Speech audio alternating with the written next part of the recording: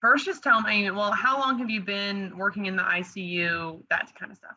Sure. So I started in the ICU as a nurse tech in 2011, and I did that during nursing school. But I've been an ICU nurse since 2013. Um, Traveled around, been around the country a little bit, and worked in different ICUs, but always in the ICU. So about 8.5 years as a nurse, and then a little bit longer with my nurse tech Why experience. did you decide nursing and why did you decide ICU specifically? And so my best friend was an ICU nurse, and I always kind of wanted to do nursing, but I didn't think I was smart enough to do it. But then I was like, I'm just gonna go do it. So I went, and she was in the ICU and really encouraged me. And then in nursing school, when I did my rotations, it was just the critical thinking aspect of it and just kind of that puzzle of the ICU is really what drew me to it. I feel like the ICU nurses really get to have a big hand in what's happening with the patients and a big say. And so the ICU has just always been my home since I started in nursing. And that's, why I've stuck to it. So obviously the ICU seems like it's just a lot of that's just running gun nonstop as someone who's not in a hospital setting, correct? It's a lot of, so it's a 2-to-1 ratio normally. Like, before all this craziness is 2-to-1 ratio. So the patients, you don't have a high patient load, but the patients are very, very, very sick. And oftentimes, the nurse is managing a lot of medications to keep their blood pressure up or down, to keep them asleep if they're on a ventilator. And so we have a lot of control over that as nurses. And so that's what kind of takes a lot of our time is we have to be completely focused on these two patients for 12, 13, 14 hours just to make sure that they're getting the right care and the right medication to keep them stable. How has it changed over the past, gosh, almost 2 years now? Oh my gosh. Everything's changed. So, the surges, we often have to increase our ratios to accommodate because it's not something that we're used to. That's not we have an idea of how many patients we're going to have just kind of based on the last few months or the last few weeks, and so we were able to staff for that. And then when we have these surges that kind of happen unexpectedly, then we have to change those ratios a little bit. And usually it's just temporary. Usually we're able to get some staff in to help, but it does change the mindset of the nurses because now we have to switch our focus a little bit away from, a lot of our patients are surgical patients that we recover and then they get to go home. But now we're focusing more on these COVID patients who are often very, very sick. And those are the ones that require a lot of intensive care and a lot of our focus. And so it's a completely different disease process that we didn't know about initially, and so learning that and learning what helped along with the doctors and everybody else, what helped these patients, what didn't, and all of that. And so now in the last couple of years, we've learned more, but it's still just kind of managing that up and down of patients and in and out of staff and how much we need. And that kind of stuff is totally different than what it used to be. And I know we've been through a couple of different COVID surges now. You probably know better than most any of us that we've been through some surges. Yes, we have. And obviously there's talk that there could be another surge coming with the holidays, a new variant. They're so concerned about the Delta variant. What goes through your mind when you hear there's potentially another surge? I mean, me personally, I think so. This would probably be our fourth or fifth surge. I mean, I've been doing this since they all started. I was bedside for the first two, and then I've been in this role for the past one. So I've seen both perspectives. I've seen it as a bedside nurse, and I've seen it in this leadership position. And I mean, it's scary. Like, to say the least, it's scary because we know what's coming. So that's a little, before in the first few surges, we didn't know what was coming. We didn't know how to treat it. It was just this it was like this war that was about to happen, but we didn't know when the attack was coming, or even how to fight the enemy. Now we have a better idea of how to fight the enemy, but because we know how bad it is, and how bad it can be, it makes it's difficult. It's just kind of always this looming thing that's behind us. And we hope with the end of each one, with the vaccine, we hope that more people will get the vaccine and that we will start to see either less disease, because people who come in who have either had one vaccine, even if they come in with two, which we just don't see that often, but then they tend to do better. And so we're hoping with each surge that we see the high acuity, the criticalness of the patient decrease a little bit. And so that's always the hope, but we're always prepared for the worst. I am curious, since you were a bedside nurse, I've talked to some folks that were bedside, and especially during the real bad surges that we had at the beginning, Yeah. they would talk about how family members couldn't come in. And were you often the last person to see people before they passed? Oh yeah. I mean, I think we all probably have a story of that. And I've held hands before, and and that's something that ICU nurses have dealt with prior to COVID. I think now it's just kind of on a little bit of a bigger scale.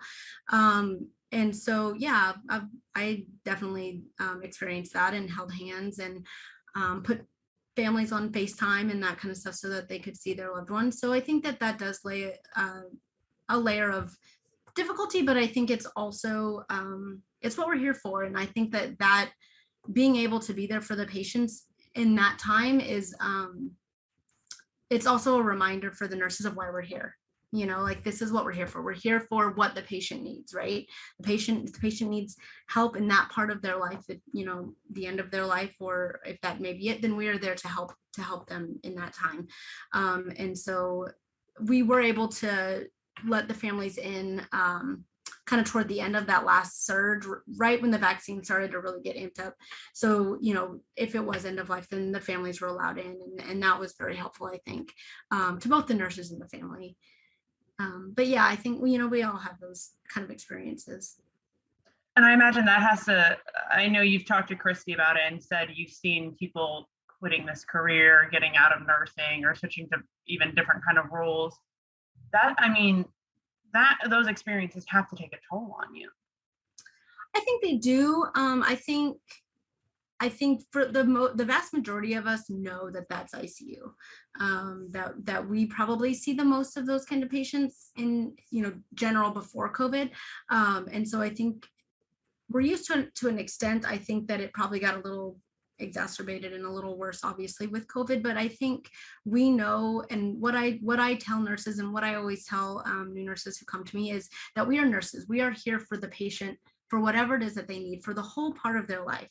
And if that means helping them at the end of their life, then that's what we're going to do. And that in and of itself is a purpose as well. And so I think that remembering that we as nurses are here for that, and that we serve a purpose, I think that helps me. That helps me remember why I'm still here. And it's very fulfilling, to know that this happens to everybody, whether it's COVID or not, or whatever, there is still a purpose in that. And so I think that provides a lot of hope. And I think that provides a lot of desire to still want to get into the profession, to still want to do this, and to still stay with it. And I want you to tell me about your family. I see some pictures behind you. Oh, yeah. I have you want to see them? Yeah, of course. I have they're messes. I have a 4-year-old daughter, and my son's almost 2. They are, they're the best, man. They are the best. They keep me going. My son was actually, when this started, I came back from maternity leave in March of 2020. So that was probably the scariest thing to me, was just, bringing it home to him. He was like 3 months old, and nobody knew anything about COVID and all of that. So that was probably the scariest part to me. And I'm sure everybody else, put an RV in my front yard so I don't get, close to my kids and stuff. So we're kind of through that part, I think, of the pandemic, of that scary, they still can't get vaccinated, which is hard. They're close, but my daughter I'll get on her 5th birthday if I have to, she's going to get vaccinated. But I think that's the hardest part for me is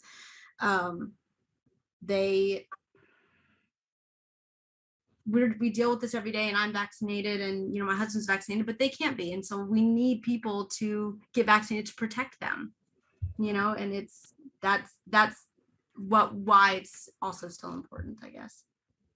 You mentioned there was an RV. Did you live in an RV? I thought about it. A lot of nurses did at the beginning, at the very, very beginning, like 2020. A lot of nurses rented RVs so that they could be apart from their families. Put them like in their driveways. I almost did, but my husband talked me out of it. But yeah, so that they could keep a separation, but still go home and like wave through the doorway and that kind of stuff. Just because we didn't know, it was so scary at the beginning, and there wasn't a lot of knowledge about it like there is now, of how to treat it and that kind of stuff. So a lot of nurses did that, yeah, to keep their family safe. And you all have made a lot of sacrifices, obviously staying away from family mentally. I can't imagine the toll it's been the past year. So going into you, I mean, you just said you have two little kiddos. This is like, that's the age where I feel like Christmas is the most fun. So fun. Yes. Is there concern that another surge could keep you away from them this holiday? Oh yeah. Oh, of course. I mean, it's we've had the ebbs and flows of staffing. Luckily, we're able to keep, we have travelers and that kind of stuff, but it's impossible to predict. Like we can maybe guess, but it's impossible to fully know what kind of staffing we're going to need if another surge happens. So if another surge happens, I can't I have to fill in, right, so that we keep our patients safe, and I have to be here to help, and my nurses will have to work overtime, and we all will have to be here to make sure that the patients get the care that they need, and we will do that because that's what we're here for, is to keep people safe. But if we don't have a surge, then we can all, we're used to working Christmas, we're used to working those holidays, but we usually have a second plan, right? We have, we'll celebrate on the 23rd instead of the 25th, but if it's a bad surge, then we can't do that even, because they have to be here, all the time. And so that really does, it does change things a lot, because then I wouldn't be able to be with them. I wouldn't be able to do Elfinish Health and all the fun stuff, and that's something that we all want to do, whether it's on the 25th or another day that we arrange, but a surge would impact that. Yeah, for sure. And that might sound, I think, minuscule to some people, but obviously at the end of the day, it's just family time, and it's being able to be with the people that you love, and that's being impacted right now. Well, and I think you kind of mentioned it before too. We've made these sacrifices last year. The vaccine came out December of last year, and a lot of us were still distancing from our families. There's a big surge happening, last December, January. And so a lot of us did not see our families. And now we've had this vaccine, and we have this great opportunity. All of our families are vaccinated. We have this great opportunity to really get together again, and to see our families that we may not have gotten to the last year. And so, yeah, I feel like this is a particularly more important one than maybe previous ones, because I think for a lot of nurses and a lot of healthcare workers in general, they've not been able to be around family to protect them. Do you know anyone who caught COVID? Have you been personally affected by COVID at all the past 2 years? Yeah, I have family members who have, and nurses, of course, who have. My family's all okay. They are probably permanently impacted by it, in a long-term care type of way, where they will never regain kind of the strength and the ability that they had previously. And that's just me personally. And so there are ways to prevent that. We don't even know the full extent of COVID yet, because it hasn't been around long enough. And so I think that there's a lot of criticism around, oh, well, all these things change, and oh, you might need another vaccine and all. And I think that's science, and we are so fortunate to have these vaccines, and so fortunate to have we have the cheat code to prevent COVID, and to prevent another surge, and to prevent this from getting worse, and to stop people from having these long-term effects that we don't know how long they're going to go on for. But I've had people in my life, and I've seen patients who have they've survived, which is great, but there will be long-term effects from the disease. So it's more than just, oh, I'll be okay, because we don't know, because we see all ages, right? I cannot guarantee anybody would be okay without being vaccinated, if they were to catch COVID, because we see it super young, older, everybody is getting sick. Yeah, and there's still so many questions about the Omicron variant and if it'll target a certain age group or not, and how effective vaccines will be, although it looks like they will still be at least somewhat effective. It's just, there's such a big question mark around another variant. Exactly. And I think that those are going to continue. I think that's what viruses do.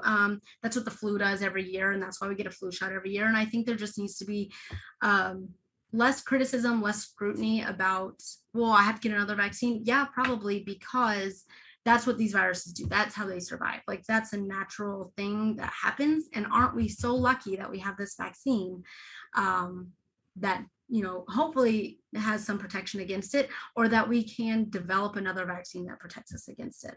And I feel very fortunate that we have that ability. And so I think a year ago at this time, I was hopeful we wouldn't have had another surge. I was hopeful that we had kind of gotten over that hurdle, that like, oh, we have the vaccine, like next winter we're going to be done with this. And maybe that was naive of me, but I think a lot of the nurses were hoping that more people would have chosen to get vaccinated so that we could have prevented this past surge that we had in August and September. I want you to talk to me about just kind of the toll the last 2 years have taken on you. You talk about being at people's bedsides when their family couldn't be there, seeing, I would assume, some of the worst cases because you were in the ICU, and then being away from your family during all of this. And now we're 2 years into it. What toll does that take on you? I mean, I'd be lying if I said I hadn't also thought about leaving the ICU, of like, how much longer can I do this? How many more surges can I do? I mean, I for sure cried to my husband, like, I don't know how to fix this, right? Like, how that's our job. We're supposed to help people get better, or we're supposed to make people comfortable. And COVID it's kind of a different beast. It makes people very, very, very, very, very sick. And in a lot of ways, we are unable to fix it, right? Because and maybe in a few years, maybe we'll be able to maybe it'll be like, it's the flu, and we can, not the flu, because the flu still has bad things too, but maybe it'll be less egregious and less of a tough thing to handle. But right now it still is. And so, yeah, I've had those times where I've personally thought, like, what else can I do? Like, should I just leave nursing altogether? But this is my passion. Like, this, when I retire, it will be from something as a nurse. And so for me, this is what I'm meant to do. And I couldn't leave my nurses, my bedside nurses, and my staff who do stay and who continue to want to serve people and want to help. And that's kind of what has kept me here, is just like, I'm not going to leave the fight. However long it takes, I want to be here for it. So yeah, it takes toll, I think, on all of us. I think I'm hoping that there will be a surge of ICU nurses who go in and get help and talk to people. And because I think not like in a bad way, but I think that we all probably need to, at some point when this is all done, kind of just get our feelings out there and talk about it. And, just because it's been tough. Yeah, it's been real tough. Well, I imagine physically and mentally you guys are just tired. They are. And if you ask them, they'll say that. They'll just say, we're just tired, and I had told, like, it was one thing, the first surge, when I was bedside back in January, and we were doing those surges, it felt like this, like, yes, we're fighting this war, we're doing this. And then the vaccine came out and we had this surge, and now it feels, it's a lot more frustrating now for us to fight these, and we still do it, and we still care for our patients on a great level. And I mean, these nurses they're phenomenal in what they can do, but it is frustrating for us because we do have the tools out there to prevent these surges. Masking, still helps, like vaccines obviously help, like those kinds of things that can really prevent this and can really help us get back to being able to help people with strokes, or who need a knee replacement, or those patients who really, everybody is affected in some way by healthcare. Everybody needs to access healthcare, and these surges really limited really limit the ability of everybody being able to access it. If you could say something to people who would be watching this or listening to this or seeing this interview on YouTube or whatever it is, what would you want to say to folks right now? I want to encourage them to get vaccinated, to love on the healthcare staff a little bit, to understand what we've been through, what we're continuing to go through. I mean, they may be vaccinated, they may be moving on from COVID, they may want to say this is all done, but we're not. It's still very much real to us. The pandemic never ended for us. Like, it is still looming, it is still on fire, it is still a continuous thing for us. And so just always think about that when you want to forget the pandemic, or when you want to pretend like it's over, or when you want to not wear a mask, or not get a booster if you're eligible, or not get a vaccine. Just remember that it is still very real to us, and we need you to get vaccinated. Like, that's what we need, because that's what is going to help us with our mental health, and help us to help continue to do the great work that we do every day. And we need nurses. We have to have nurses. We have to have healthcare workers. Like, this society can't function without it. So we're all a team. We're all in it together. And that is the biggest help to us, is to do that. Because you don't want to come see me. You don't want to come see me in the hospital.